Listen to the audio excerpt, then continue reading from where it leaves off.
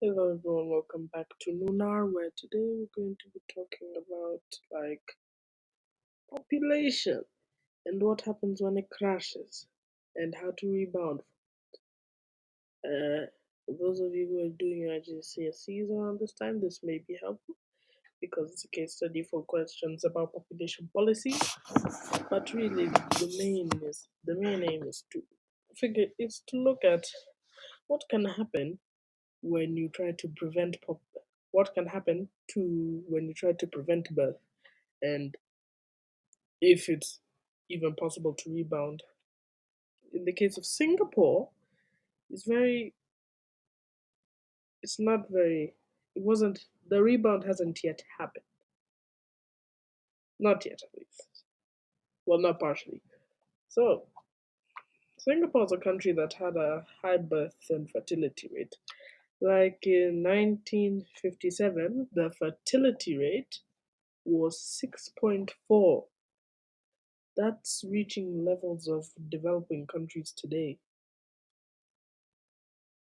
The Singaporean government instilled an anti-natal, so anti-population growth, anti like it was against people having many children, system to reduce it. But to repopulate, they eventually needed a pronatal or pro-reproduction policy to repopulate. Yeah. So Let's talk about the first one, which was the stop at two. First off, there's a photo that, if I can figure out how to put photos in the description, I will.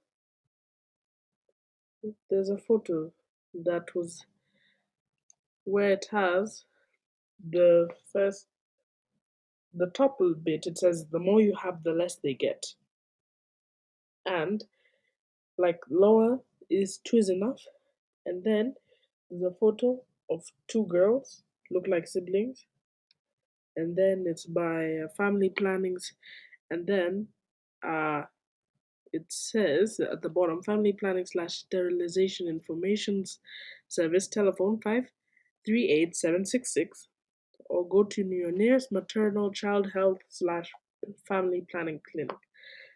Now, if I can figure out how to put photos there in the description, I'll do that. Maybe I'll just put everything there, but if not, I'll just create a link to the document.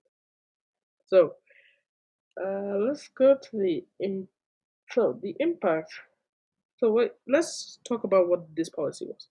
So first off, they lowered the cost of contraceptives, which made family planning more accessible. And then they created family planning clinics, like said in the photo, which had made family planning advice more available, which means people were more educated about family planning.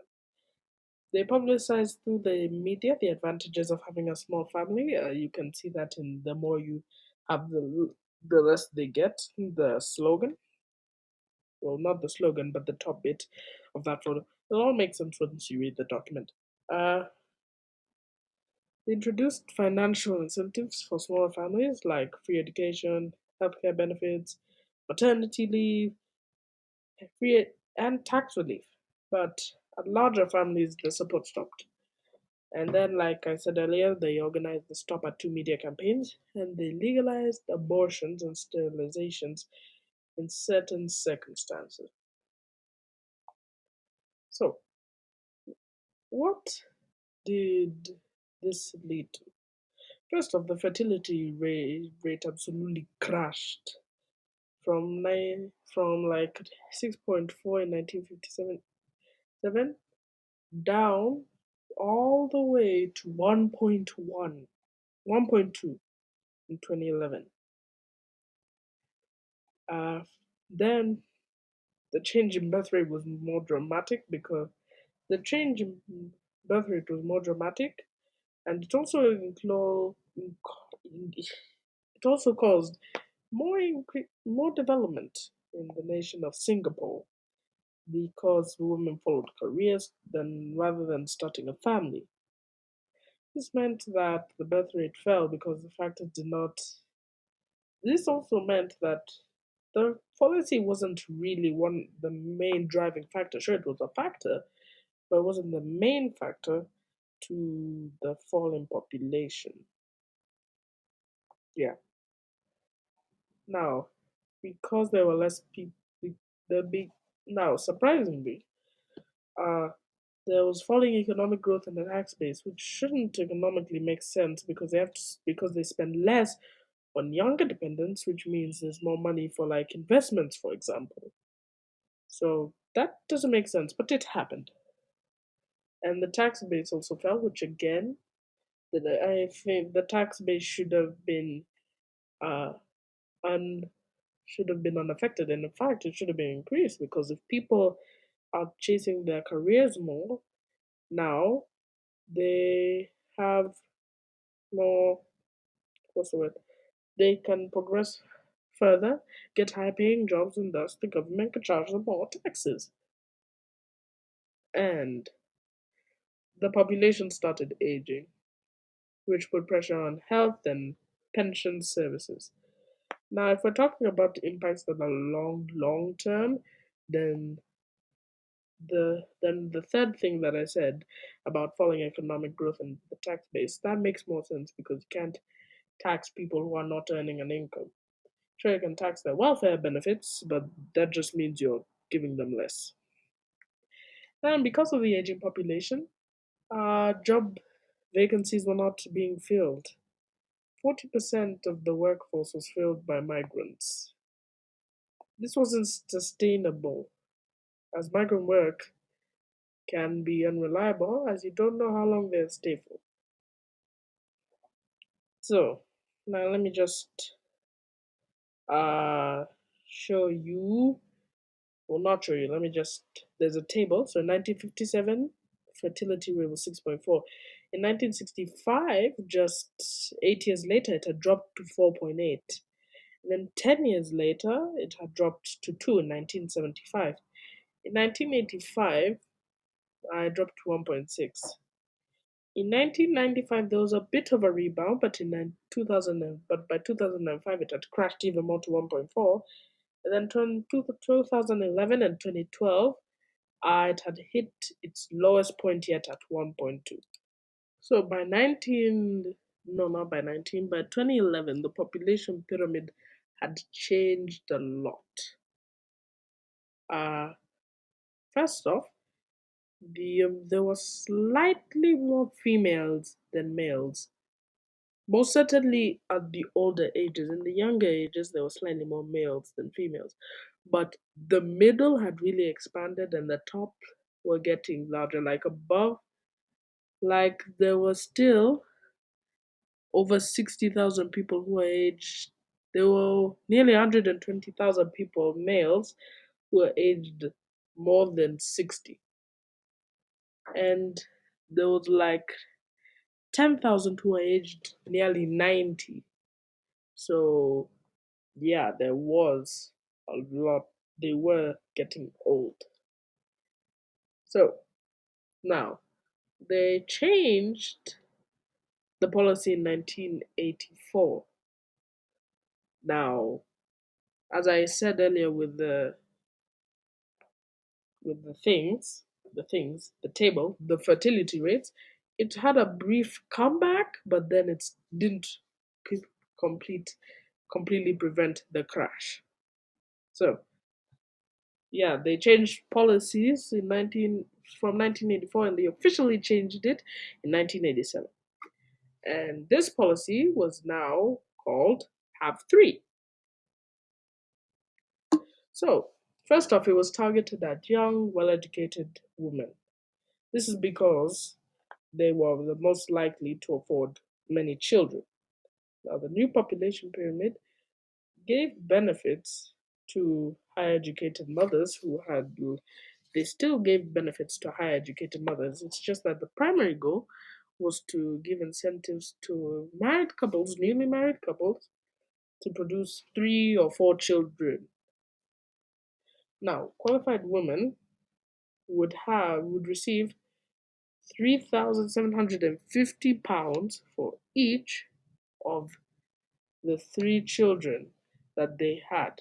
So let's do some math here. Let's say they do, so we do 3,750 times 3. That means they would get 11,250 pounds. Now, you need to keep in mind that this was like 1987. This is when the start first started. So, if we take this and account for inflation,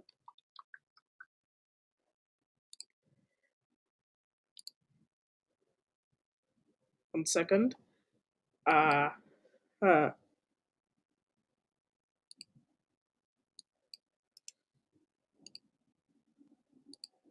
and this is 1987, that would be like the government giving 30,000 pounds adjusted for inflation, which isn't that big of a jump because the UK can regulate inflation, but still, that's a lot for children. But is it? But you also gotta consider: is it enough to raise the child, and is it per annum? And also, they got tax exemptions. The government educated, partly funded their education. So, I mean, if the government did this today, I mean, it would be worth it because they would have a lot of they would have the cost would be less. That's what I'm trying to say. So, parents who had given birth to the third child were given priority if they wanted to upgrade to a larger housing. The Social Development Service had organized for people who are graduated to have blind dates, which is, I know how a lot of people say there's too much government intervention. That that is what we call too much government intervention. Organizing blind dates for the people. That's too much government intervention. Even me, who's a guy of big government and big and not a guy of big business, even I know that's too much meddling. A lot of, I don't think anyone on the political spectrum would think this is okay. But I could be wrong. And think I'm wrong, just tell me in the comments. This is done to encourage people of a quote high caliber to get together. Okay, so this one actually doesn't make sense and it actually contradicts the whole point of the population of the policy, but poor, less educated women were offered cash or housing benefits to be sterilized after 2 kids, which doesn't make sense if they're trying to rebuild the birth rate, get to the replacement rate. Maternity leave was extended from 8 weeks to 12 weeks. And then a baby bonus scheme was introduced to give cash to new mothers. And Singapore was one of the earliest to introduce like carers leave for fathers. They were one of the earliest, it was one of the more recent firsts, I guess. I don't know, but it was very revolutionary. So it was one of the first times that they did it. So I just have a couple questions to leave you off with, you viewer. Which of the two incentives of the ones that I've said was the best to have children? Personally think that it was incentive number 3 and incentive number 4. And was the policy successful? Why or why not? Just there's a stuff to for you to consider, especially if you get a 7 marker on these shenanigans. I don't mean shenanigans, I just mean if you get a 7 mark on population policies and you remember this stuff, good for you. If you don't, uh, I hope the 7 marker doesn't screw you over. So until next time.